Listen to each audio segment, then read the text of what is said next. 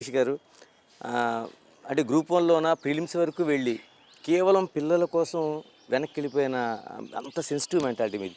ఇప్పుడు ఈ సోషల్ మీడియాలో ప్రచారం, బయటికి తీసుకురావడం, లేనిపోయిన అబండాలు, నిందలు ఇన్ని చూసిన తర్వాత ఒక్కసారైనా వెనక్కి వెళ్ళిపోవాలనిపించిందా పార్టీ నుంచి?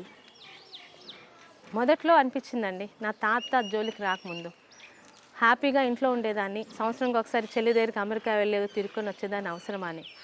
కానీ ఇందాక మీకు ఒక ఇష్యూ చెప్పాను కదా, ఒక 18 ఇయర్స్ పాప, వాళ్ళ ఫాదరే. వీళ్ళందరూ ఓన్లీ గౌతు కుటుంబం ఉంది, మా శిరీష్ అమ్మ ఉందని ఇక్కడ ఉంటున్నారు. So a lot of responsibility on me. So I have to live here. Thank you Shirish గారు. Thank you very much. All the best. ఇంకా మరింత ధైర్యంతో మీరు ముందుకి ప్రయాణించాలి. మీలాంటి మహిళలు ముందుగా ఇంకా మరింత రాజకీయాలు ఉండాలని బిగ్ టీవీ మనస్ఫూర్తిగా కోరుకుంటుంది. ఇది మనకి నేను ఎమ్మెల్యే కార్యక్రమంలో ఈరోజు పలాసలో జరిగిన కార్యక్రమం.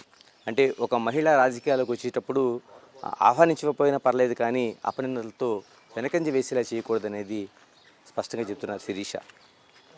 Signing off, this is Ganesh.